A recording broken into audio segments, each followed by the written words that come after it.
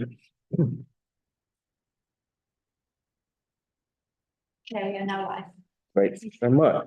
Good evening and welcome to members, officers, the press and public joining the Local Development Committee.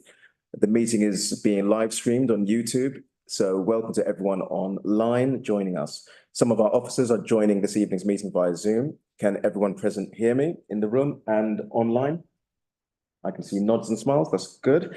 My name is Councillor James Beckles and I will be chairing this evening's Local Development Committee. For the members in the room, when you are speaking, can you please speak clearly and loudly so that the microphone can pick up what you say. For those joining by Zoom, please mute your microphone if you are not speaking.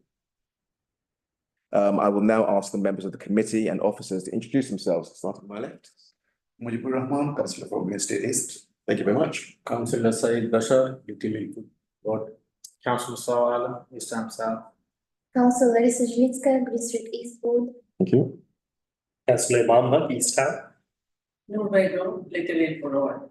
Welcome to members, officers. I am Samir Ben-Barry, Principal Planner. Meredith Hussain, Democratic Scott. Thank you. And online. I'm Jane Custance. I'm the Director of Planning and Development, handing to Alex. Alex O'Dwyer, Solicitor, and over to Louis. Louis Moore, Development Manager. Thank you to officers joining us. I want to remind members that when we are due to vote, it will be by one way of raising your hand in order that we can capture this on screen. Is that understood, members? Thank you very much. We have apologies tonight on item 1.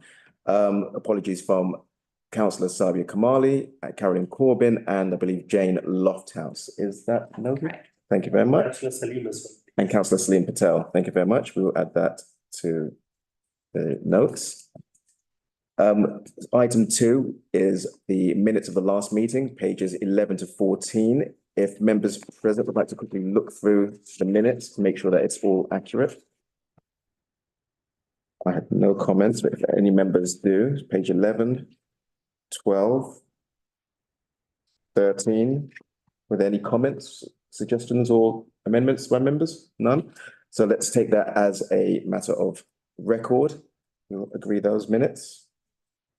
Any declarations of interest in item 3? Are there any declarations of interest for members? None, and none for me. Item 4, determining planning applications. Members are asked to note the advice from the Head of Legal Services on determining planning applications. Is that noted? Thank you all very much. So item 5, we have announcements from the chair. So request to address the committee. The committee has received the following request to address the committee tonight. Would the speaker please identify themselves when I call out their name? So item 6, our only item, is 9 Prince Regent Lane, Glasgow. We've got Mr. Bob Woolard. Are you present, Bob? I am, thank you, Chair. Okay, great. Thank you very much. The usual practice is to allow up to 5 minutes in total for both supporters and objectors. Is that agreed? Thank you. And can we agree the rest of the remainder of the business and in the agenda? And let's proceed. So we now move to item 6, which is 9 Prince Regent's Lane. Samir, please go ahead.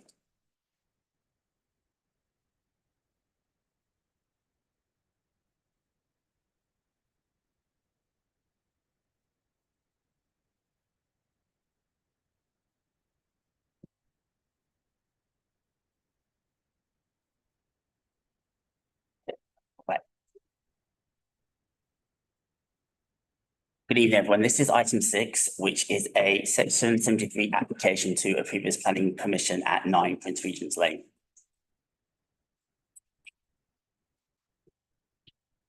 The site is a plot on the eastern side of Prince Regent Lane, which was previously a car dealership. At present, construction has nearly completed on a 5-storey residential block. The site is largely surrounded by 2-storey dwelling houses and 3 to 4-storey post-war residential blocks. The image on this slide shows an aerial context of the site with the near completed building along Prince Regent Lane viewed from the west and a street image of the site viewed from the north. This image shows the rear elevation of the building as viewed from Surrey Street to the east. The application has been made to vary condition 2 of planning permission 18/02659/4 dated on the 10th of June 2019. To expand on the development description as displayed on screen, changes sought under this application include an amended dwelling mix, internal reconfigurations to the building to accommodate the revised dwelling mix, expansion of top story to full width, revised entrance lobby and street elevations, revised fenestration arrangement to north and south elevations, amended screening, including the installation of planters and infill in the previously approved entrance gate openings at street level. An application made under Section 73 of the Town and Country Planning Act 1990 can be used to make a material amendment by varying or removing conditions associated with a planning permission. There is no statutory limit on the degree of change permissible to conditions under Section 73, but the change must only relate to conditions, in this case, condition 2. There are restrictions to Section 73 applications, which are that it cannot be used to extend the 3-year time limit or introduce changes that result in the description of development being altered. To confirm, this scheme has already commenced works within the 3 years since 10th of June 2019, and the proposed changes will still result in the delivery of 36 dwellings with the level of affordable housing maintained. Above are the key considerations for the proposed amendments. These are the principle of development, housing offer, quality of accommodation, urban design, neighbouring amenity, and sustainable transport. All other considerations are acceptable as per the original approval. And just some key visuals, starting with the new ground and first floor plan. And then the second and third floor plan, which, just to note, the second and third floor are identical, and the fourth floor plan on the right-hand side of the screen. Roof plan showing green roof and PV cells. And the revised Prince Regent Lane elevation to the left and the Surrey Street elevation on the right-hand side of the screen. And then on the left-hand side is the north elevation from Beaumont Road, and on the right-hand side of the screen, southern elevation, as you can see from Prince Regent Lane, Surrey Street and the Greenway. Principle of development. Planning permission was granted for the demolition of existing buildings and erection of a 5-storey building to provide 36 flats.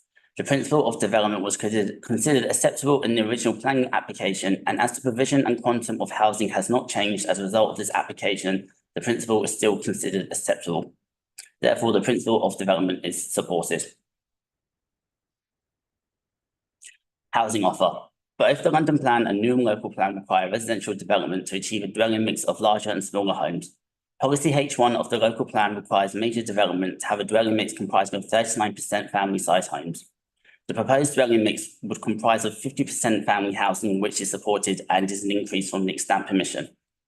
Both the London and Newham local plans require major development delivering residential to provide affordable housing.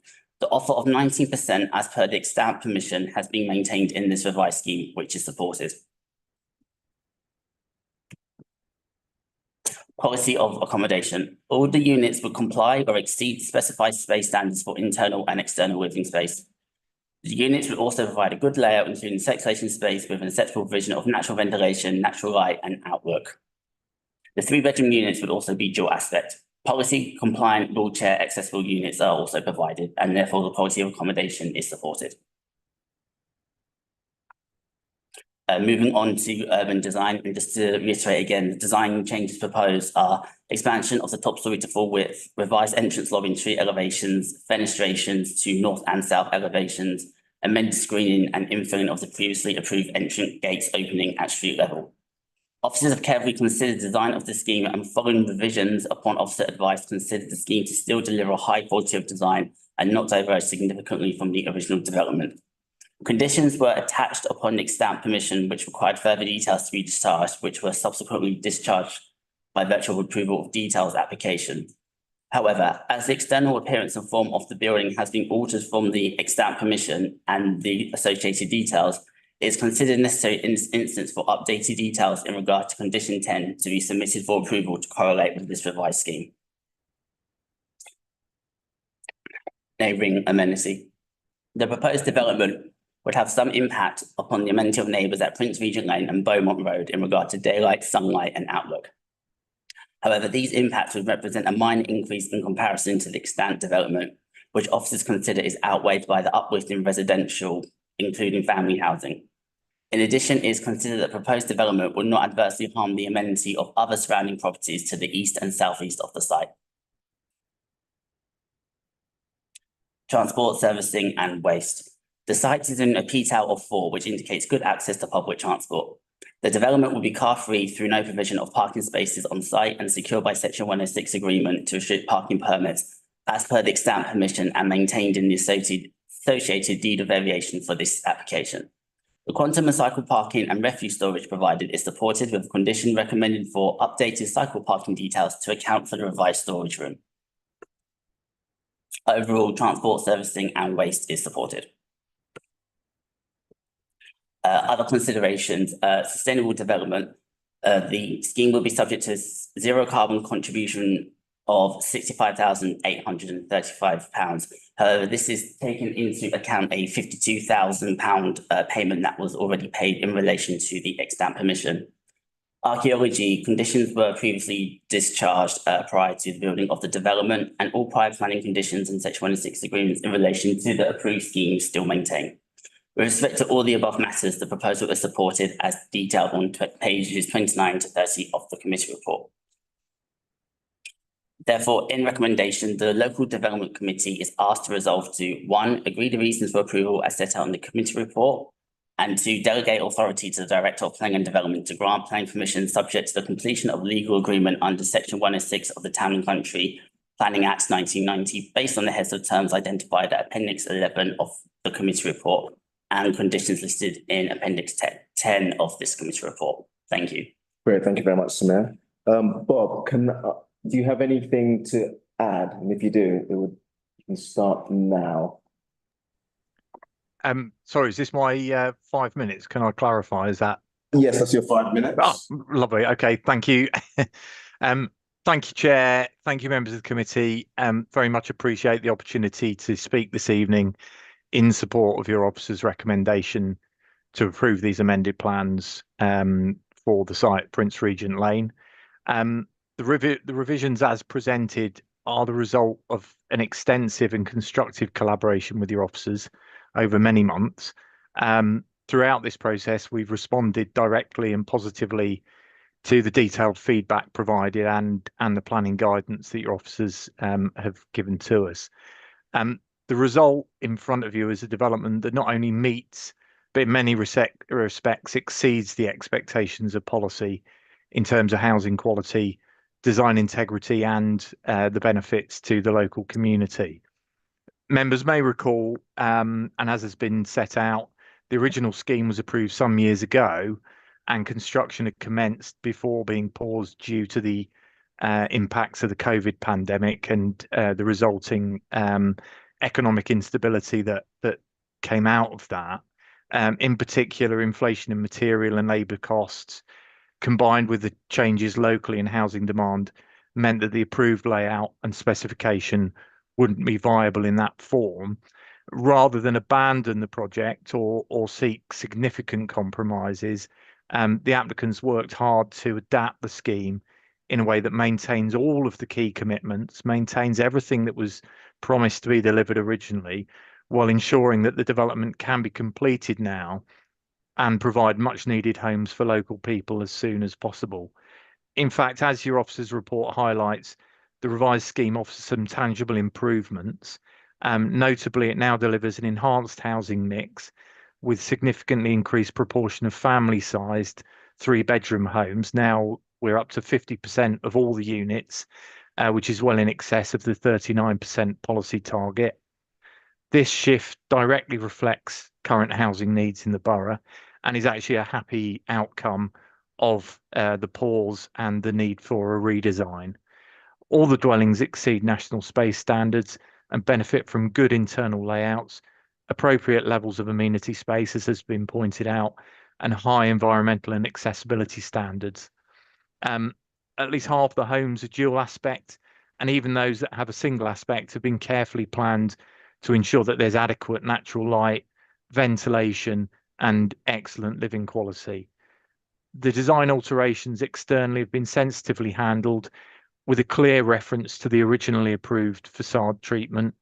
Streetscape continuity has been enhanced, and the scheme includes detailed landscape and boundary treatments that will improve the visual appeal and privacy to the residents. The overall architectural composition has realistically been strengthened and not diluted by these amendments. Importantly, the revised development remains policy compliant in all key respects, as your officer's report has set out. It preserves the previously agreed affordable housing provision in full, 5 3-bed social rent homes and 2 2-bed shared ownership units, and all the agreed developer contributions are retained, including those supporting sustainable transport and zero carbon initiatives. Chair, members, you'll appreciate this hasn't been an easy journey for the applicants, but it's one that demonstrates how a collaborative approach between the applicant and the planning authority can actually lead to a better and more deliverable outcome. We respectfully ask for your support this evening to enable this scheme to move forward to completion, delivering high quality homes for local people without further delay. Thank you very much. Thank you very much. And that was, you only had 1 minute left. It's a good timing. For the benefits of those at home, we've been joined by Councillor Femi Falola. As the meeting has started, I'm afraid you won't be able to vote, but if you have any questions, feel free to place those questions to me. I'll move now to members. Do you have any questions for the applicant or to the officers? No? Any members? No, none.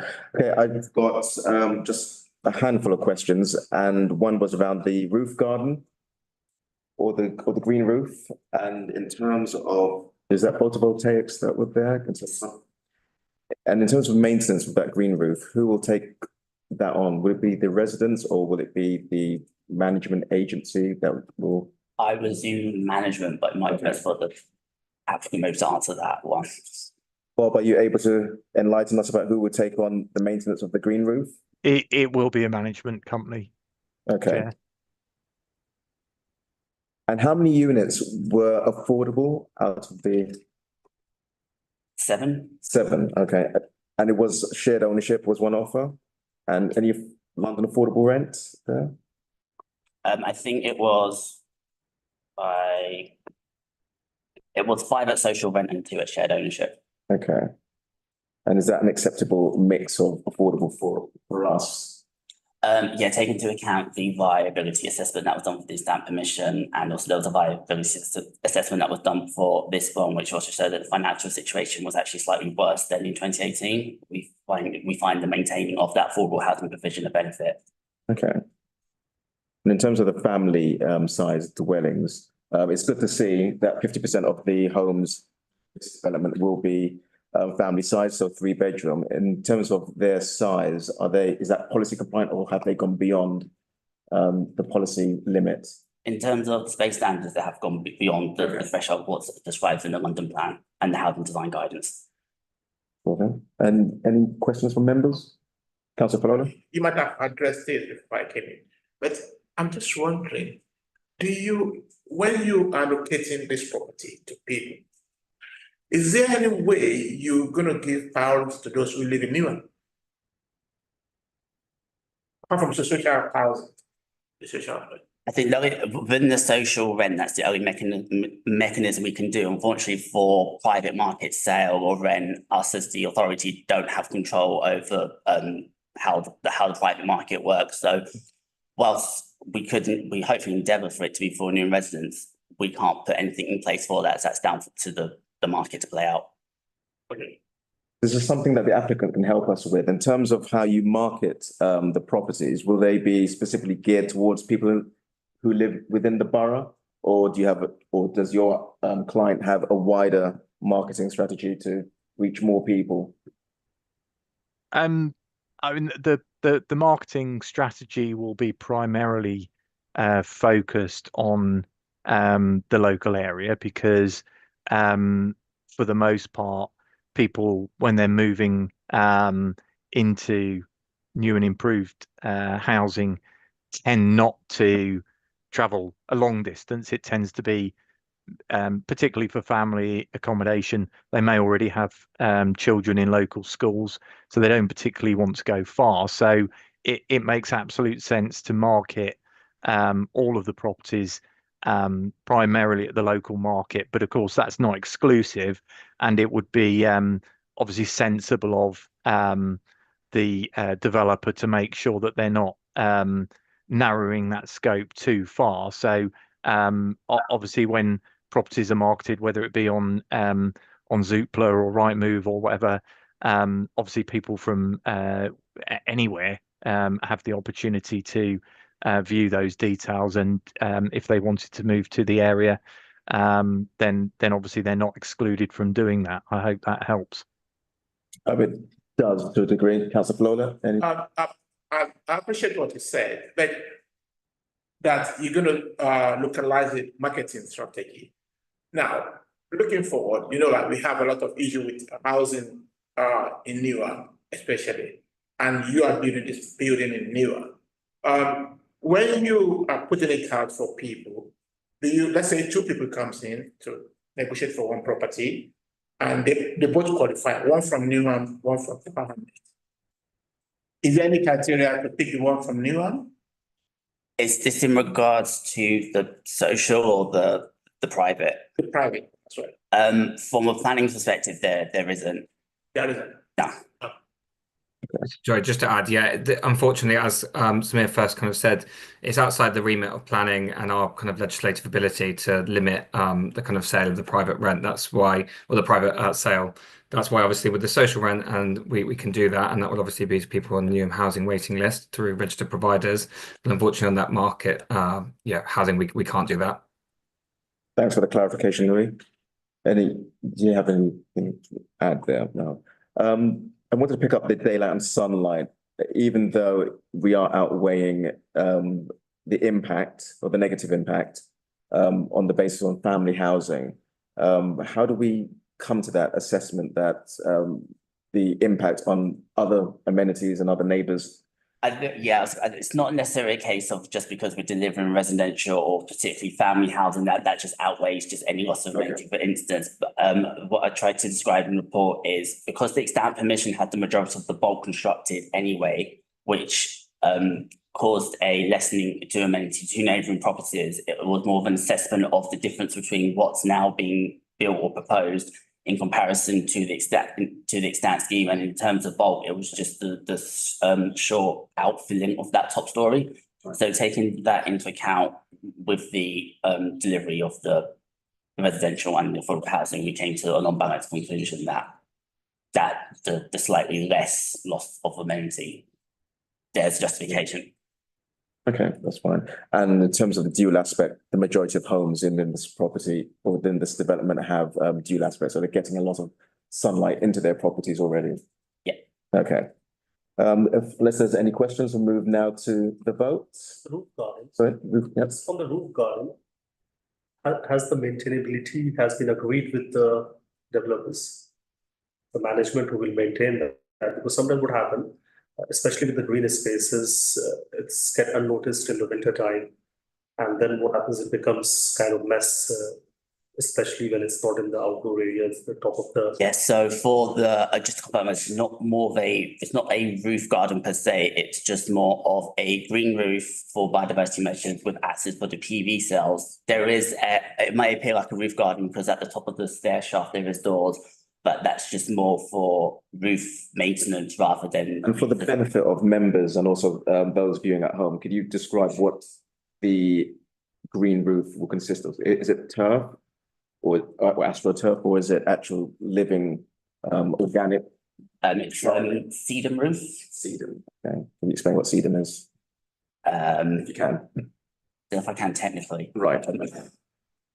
I think it's not just turf. It's basically will be a makeup of kind of like I'm not actually 100% sure myself exactly the makeup. We normally get that. We'll get those details submitted post kind of approval, and then we review that to make sure that kind of meets the targets and objectives, because effectively the green roof kind of has more than just kind of turning the roof green. It has other additional elements, for example, to do with surface water drainage and also kind of carbon offsetting. So it will be reviewed, the kind of details of that, to make sure that it therefore kind of complies with and promotes those kind of necessary environmental bits that have been agreed as part of the application. But sedum is a type of succulent. Okay, thank you very much, Jane. That helps. Yes. I've got some in the garden. All right. You might have to bring them in and show us. Yeah. Okay. I'm not sure about the technicalities of that one, but can solar panel be kind of a green roof system or whatever it is? As in, can they work hand in hand? Is that what you're asking? I think because of the plot of the building and the expanse of it, there is opportunity to have both the green roof and PV cells on the roof. And also just, I know I might have said this before, but just to clarify, it's not a roof terrace though, because there'll be no one on it. That ceiling will last. Okay. Hopefully. There is an option for a solar panel as well, obviously, which is bringing a lot of benefits to the environment at the same time. Okay. And how many solar panels will be on there? Counted about 12, is it? So, perhaps there's a question for the applicant. How many solar panels are you planning to put onto the roof? Yes, I think you're right that it's showing about 12. Obviously it's the area overall that's the important bit rather than the number of panels itself. But we've obviously shown a compliant level and an appropriate level for that scale of building. Okay. I think to clarify, the 12 shown are quite indicative, and again, details of those will be provided as part of a condition, I believe, as part of the. I think if I remember correctly, it's kind of indicatively showing the placement of those, but I think it's 300 square meters of PV panels, so it's quite a substantial amount that is required and will be kind of agreed in details at a later stage post kind of approval. Sorry, was that 300 square meters? 300 square meters, yeah. So I think it's just indicatively showing kind of, potentially where that could be managed, but it won't necessarily show the exact PV panels at that point. That would be agreed at a later date. Okay, thank you. And that would be within the heads of terms of section 106 agreements, or is that part of the conditions, I believe, it's details Okay. conditions, yeah. Thank you very much. Any other questions from members? Follow-ups? Okay, we shall now move to the vote. So the Local Development Committee is asked to resolve: 1, agree the reasons for approval as set out in this report, and 2, delegate authority to the Director of Planning and Development to grant planning permission subject to the completion of a deed of variation of the existing legal agreement under section 106 of the Town and Country Planning Act 1990. For all those who agree, please show of hands. And that is unanimous. All right, so permission has been approved. Thank you all, members. We move now to the final item, which is item 7, date of the next meeting. That is the 23rd of June, 2025. And on that, I shall close the meeting. Thank you all very much for your attendance. Thank you. Thank you.